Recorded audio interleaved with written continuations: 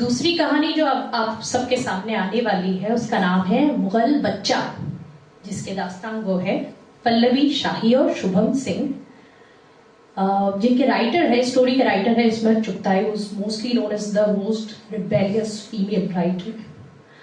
और उनके सबसे ज्यादा फेमस पब्लिकेशंस में से है टेढ़ी लकीर, जिद्दी, लिहाफ और मासूमा। और इससे पहले कि हम अपने दास्तान को स्टेज पे बुलाएं, उनके बारे में हम आपको जरा बताना चाहेंगे। पल्लवी शाही की तालीम जर्नलिज्म और डिप्लोमेसी की है और वो एक कम्युनिकेशंस प्रोफेशनल है। थिएटर में उन्होंने एसआरसी और नेशनल स्कूल ऑफ ड्रामा से सर्टिफिकेट प्राप्त किया है।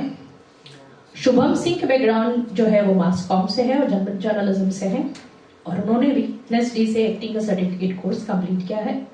ये 2018 से थिएटर कर रहे हैं। तो दोस्तों, जोरदार तालियों से इस्तकबाल करें पल्लवी शाही और शुभम सिंह का।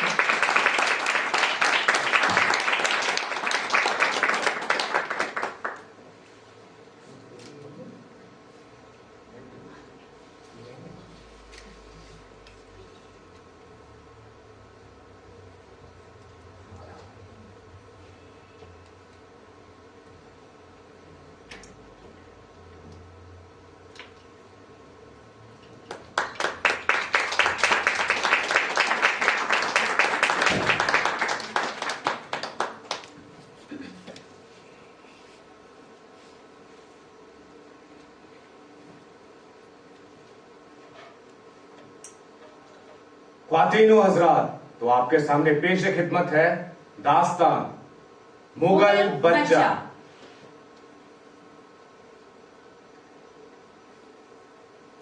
वो मरते मर गया मगर मुगलिया शहनशाहियत की जिद को बरकरार रखा। फतेहपुर सीकरी के सुनसान खंडरों में गोरी दादी का मकान किसी सूखे जख्म की तरह खटकता था। कगिया ईंट का 2 मंजिला मकान किसी मार खाए हुए रूठे बच्चे की तरह लगता था। उसे देखकर ऐसा लगता था कि वक्त का भूचाल उसकी ढिठाई से आजीज आकर आगे बढ़ गया और शाही शानो शौकत पर टूट पड़ा। गोरी दादी सफेद झक चांदनी बिछे तख्त पर सफेद बेदाग कपड़ों में एक संगमरमर का मकबरा मालूम होती थी। ढेरों सफेद बाल, हल्की किरंजी आंखें जिनमें सफेदी रेंगाई थी, पहली नजर में सफेद ही लगती थी। उन्हें देखकर आंखें चकाचौंध हो जाती थी। यूं लगता था जैसे बसी हुई चांदनी का गुबार उनके गिर्द मुअल्लक हो। न जाने कब से जिए जा रही थी। लोग उनकी उम्र 100 से ऊपर बताते थे। खुली गुमसुम बेनूर सी आंखों से न जाने वो क्या देखती रही थी, क्या सोचती रही थी, कैसे जीती रही थी। 12-13 बरस की उम्र में मेरे अम्मा के चचा दादा से ब्याही तो गई, लेकिन उस दुल्हन का घूंघट तक नहीं उठाया किसी ने। कुंवारेपन की एक सदी गोरीबी ने इन्हीं खंडरों में बिताई थी। दरअसल बात यह थी कि जितनी गोरीबी सफेद उतने ही उनके दूल्हा स्याह भट्ट, इतने काले कि उन्हें देखकर चिराग बुझे। गोरी बेबी बुझकर धुआं करती रही। सरे शाम खाना खाकर झोलियों में सूखा मेवा भरकर हम बच्चे लिहाफों में दुबक कर बैठ जाते और पुरानी जिंदगी की वर्ग गर्दानी शुरू हो जाती। बार बार सुनकर भी जीना भरता और बताकर काले मियां और गोरी बी की कहानी फिर से दोहराई जाती। बेचारे की अक्ल पर पत्थर पड़े थे, इतनी गोरी दुल्हन का घूंघट भी ना उठाया। अम्मा साल दर साल पूरा लाव लश्कर लेकर मैके पर धावा बोल देती। हम बच्चों की ईद हो जाती। फतेहपुर सीकरी की पुरस्कार खंडरों में जब आंख में चोली खेलते खेलते शाम होने लगती तो खोई खोई सुरमई फिजा से डर लगने लगता। हर कोने से साए लपकते, दिल धक धक करने लगता। काले में आ गए। हम एक दूसरे को डराते, गिरते पड़ते भागते कगिया ईंट की 2 मंजिला मकान की आगोश में दुबक कर बैठ जाते। बहुत से बच्चे मरने के बाद हजरत सलीम चिश्ती की दरगाह पर माथा रगड़ा, तब जाकर गोरी बी का मुंह देखना नसीब हुआ। माँ बाप की आंखों की ठंडक गोरी बी बड़ी जिद्दी थी। बात बात पर अटवाती खटवाती लेकर पड़ जाती, भूख हड़ताल कर देती। घर पर खाना पकता, कोई मुंह न झुठलाता, ज्यों का त्यों उठाकर मस्जिद भिजवा दिया जाता। अब गोरी भी ना खाना खाती तो अम्मा बाबा कैसे निवाला तोड़ते। दरअसल बात बस इतनी सी थी कि जब मंगनी हुई तो लोगों ने मजाक के छींटे कसे। गोरी दुल्हन, काला दूल्हा। मुगल बच्चे मजाक के आदी नहीं होते। 16-17 साल के काले मियाँ अंदर ही अंदर घुटते रहे, जल जल मरुंडा हो गए। एक लगाया, काली हो जाएगी। हाय, खबरदार, तुम्हारी तो परछाई पड़े तो मैली हो जाएगी। बड़े नाज नखरों से पाली है। भाई किया है बेटा, सारी उम्र जूतियां उठवाएगी। अंग्रेजों ने जब मुगल शाही का अंतिम संस्कार किया तो सबसे बुरी मुगल बच्चों पर भी थी। एक वही थे तो सबसे ज्यादा ओहदे संभाले बैठे रहे। जहां जागीर छिन जाने के बाद लाख के घर देखते देखते खाक हो गए। बड़ी बड़ी दमदार हवेलियों में पुराने सामान की तरह जा पड़े। बहुत चक्के रह गए, जैसे किसी ने पैरों तले तख्ता ही खींच लिया हो। हाँ, और तभी मुगल बच्चे अपने खुददारी और गुरूर की टार टार चादर में सिमटे अंदर ही अंदर घुलते चले गए। मुगल बच्चे अपने महवर से राख खिसके हुए होते हैं। खरे मुगल की यही पहचान होती है कि या तो उनके दिमाग के पेट जरूरत से ज्यादा तंग या फिर ढीले होंगे। अर्श से फर्श की तरफ लुढ़के तो रहनी तवाज़ुन डगमगा गए। जिंदगी की कदरें गलत मलट हो गई। दिमाग से ज्यादा जज्बात से काम लेने लगे। मुगल बच्चा चोट खाए नाक की तरह पलटा, सर से बहन का आंचल नोचा और बाहर चला गया। पहले के जमाने में जब दूल्हा अपने दुल्हन के घर जाता तो बहन अपने आंचल से उस पर साया कर देती। काले मियां उसी आंचल को खींचकर बाहर चले गए। हाँ, तो हुआ ये कि हंसी में खसी हो गई। काले मियां की शादी पक्की कर दी गई थी। दोस्त मजाक बना रहे थे, जिसको उन्होंने जी का गुबार बना लिया था। मगर माँ बाबा ने जो शादी की घड़ी तय की थी वो मरण घड़ी की तरह टली नहीं। काले मियां सर झुकाकर दूल्हे मियां बन गए। और फिर ये हुआ जो जनाब ने बताया।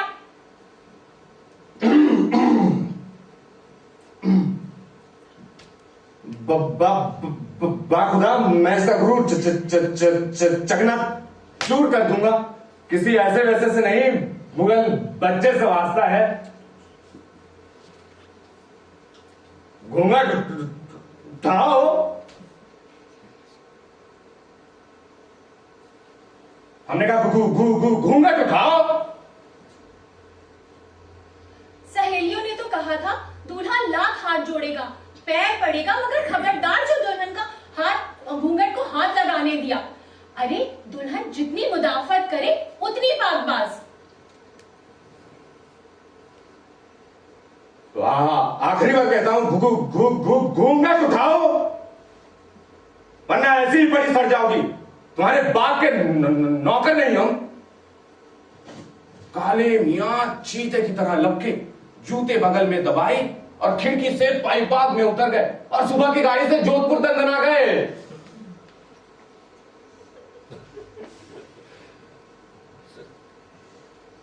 घर में सोता पड़ा था। एक अक्का भी जो दुल्हन के साथ आई थी वो जाग रही थी। उनके कान दुल्हन की चीखों पे लगे थे। जब देर रात तक कोई आवाज ना आई तो उनके हाथ पैर फूलने लगे। हाय हाय, कैसी लड़की है। अरे लड़की जितनी कुआरी और मासूम होगी उतना धुंध मचाएगी। हाय, कहीं काले मियां में तो कोई कोट नहीं। जी करता है कुइया में कूदकर किस्सा बात करें। जब चुपके से कमरे में झांकी तो जो देखा देखकर सन्न रह गई।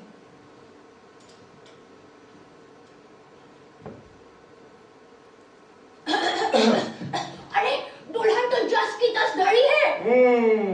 और दूल्हा गायब। बड़े दिलचस्प किस्म के हंगामे हुए। तलवारें खींची, दुल्हन पर जो बीती थी उसने तो कह सुनाई। काले मियां चले गए। अब आगे क्या हुआ? अरे पूरे खानदान में दो पार्टियां बन गई। हाँ, एक काले मियां की, दूसरी गोरी बी की तरफदार। अरे नहीं, काले मियां तो खुदाई मिजाजी हैं, उनका हुक्म न मानना तो गुनाह होगा। आय हाय, आज तक किसी दुल्हन ने खुद अपना घूंघट उठाया है? अरे काले मियां को जोधपुर से बुलवा कर दुल्हन का घूंघट उठाने की सारी कोशिशें नाकाम। वो वहां घुड़सवारों में भर्ती हो गए और बीवी को नान नफका भेजते रहे। जब गोरी भी की अम्मा समन के मुंह मार आती।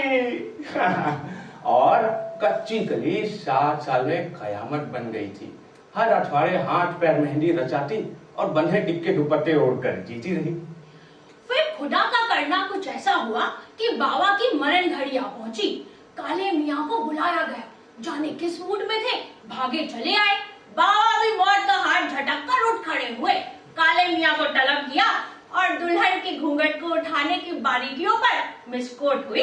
काले मियाँ ने सर झुका दिया, मगर शर्त वही रही कि हद चाहे जो हो, घूंघट तो दुल्हन को अपने हाथों उठाना पड़ेगा। किबला काबा में कसम खा चुका हूं, आप चाहिए मेरा सर कलम कर दीजिए, मगर अपनी कसम नहीं तोड़ सकता। मुगल बच्चों की तलवारें रंग खा चुकी थी, आपस में मुकदमाबाजियों ने सारा कलफ निकाल दिया था, मगर एक अहम काना जिद रह गई थी, उसी को कलेजे से लगाए बैठे रहे। अरे काले मियाँ से किसी ने ये तक नहीं पूछा कि अरे तुमने ऐसी अहम काना कसम खाई ही क्यों कि अच्छी भली जिंदगी अजाब हो गई। अरे छोड़ो मियाँ, दुल्हन फिर से दुल्हन बनाई गई। कगिया ईंट वाला मकान फूल और शमाम तुलंबर की खुशबू से महक उठा।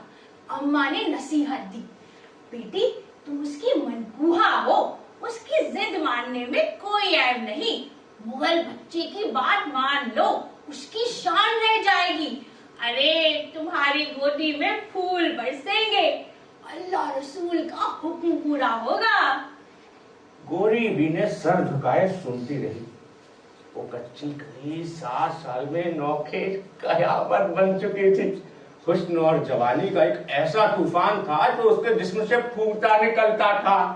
अरे औरतें काले मियाँ की सबसे बड़ी कमजोरी थी। सारे हवास इसी एक नुक्ते पर मरकूज थे, पर ये कसम उनके एक मेघदार आहनी गोले की तरह उनके हलक में फंसी हुई थी। उनके तयक्कुल ने 7 साल आंख में चोली खेली थी, जिस बीच उन्होंने 20 घूंघट नोच डाले। लौंडियाबाजी, लौंडाबाजी, कबूतरबाजी, बटेरबाजी, तीतरबाजी, हाय अल्लाह, गरज कोई बाजी ना छोड़ी, मगर गोरी बी के आंचल की चोट उनके दिल में पंजे गड़ाए बैठी रही, जो 7 साल सहलाने के बाद जख्म बन चुकी थी। इस बार काले मियाँ को पूरा भरोसा था कि उनकी कसम पूरी होगी। अरे गोरी भी कोई ऐसी अकल की कोरी नहीं है जो जीने का ये आखिरी मौका भी गवा दे। 2 उंगलियों से हल्का फुल्का घूंघट ही तो उठाना है, कौन सा पहाड़ ढोने हैं।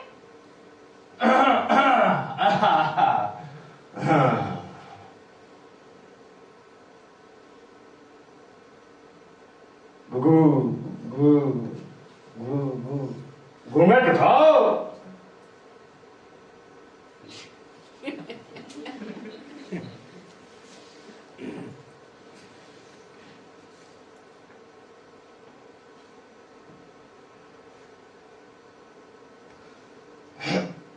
हम तुम्हारे बाप के नौकर नहीं, घूंघट उठाओ।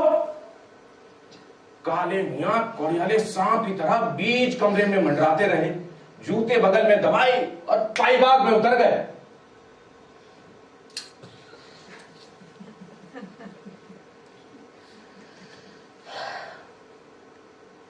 अब वो पाईबाग कहाँ, पीछे लकड़ियों की टाल लग गई है, बस 2 जामुन के पेड़ रह गए।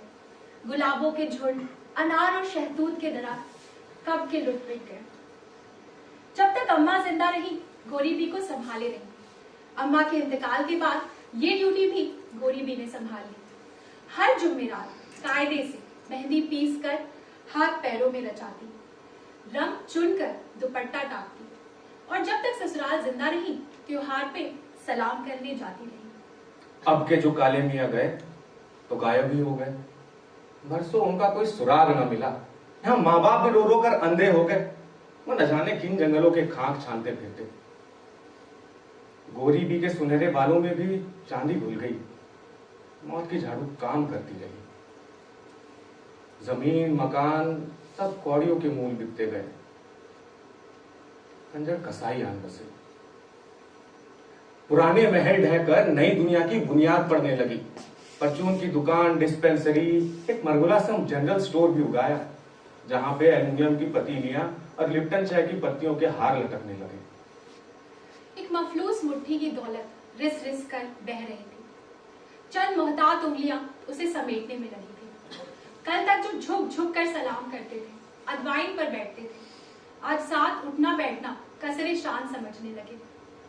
गोरी भी के जेवर धीरे धीरे लाला की तिजोरी में पहुंच गए। दीवारें ढह रही थी, छज्जे झूल रहे थे। बच्चे खुचे मुगल बच्चे अफ्यून का अंडा निगलकर पतंगों के पेच लड़ा रहे थे, तीतर बटेर सधा रहे थे, कबूतरों के दुबों के पर गिनकर हलकान हो रहे थे।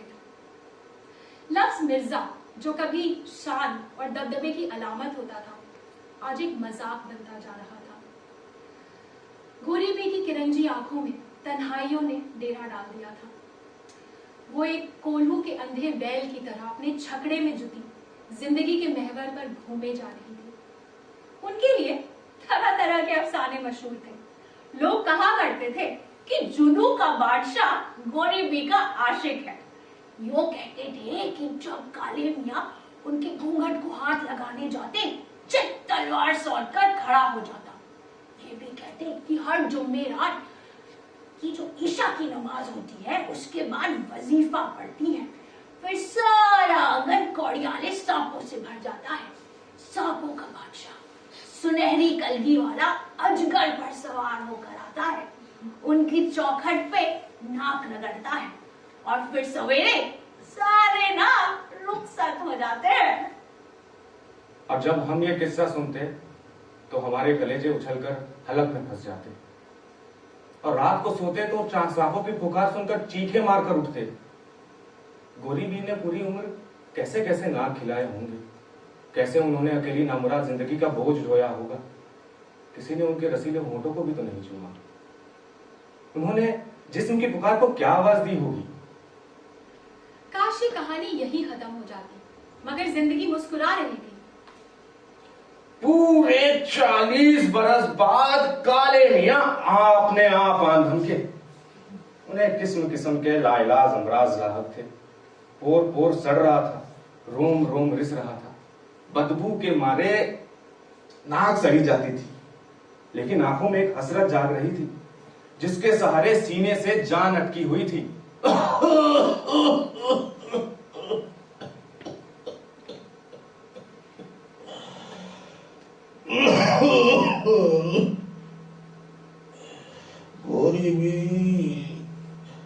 गोरी भी मुश्किल आसान कर जाओ।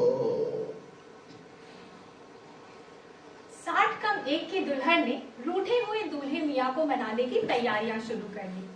मेहंदी पीसकर हाथ पैरों में रचा, पानी समोकर फंडा पाक किया, सुहाग का चटका हुआ तेल सफेद लटों में बसाया, संदूक खोलकर बोर बोर टपकता झड़ता बरी का जोड़ा निकाला और पहना, और इधर काले मियाँ दम तोड़ते रहे।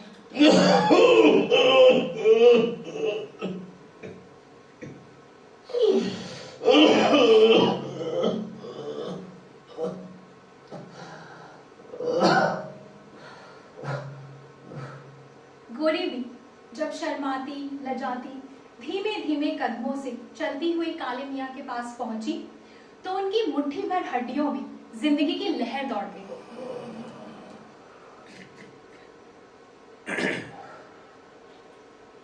मौत के फरिश्तों से उलझते हुए उन्होंने हुक्म दिया,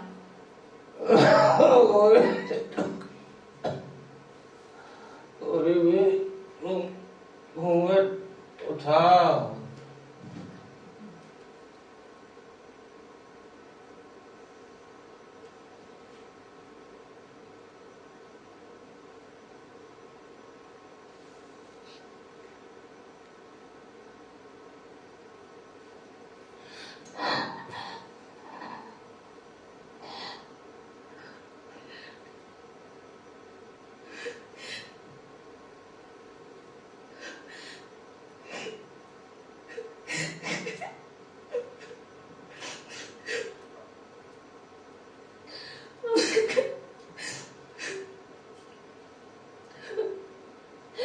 ये सब रिपीट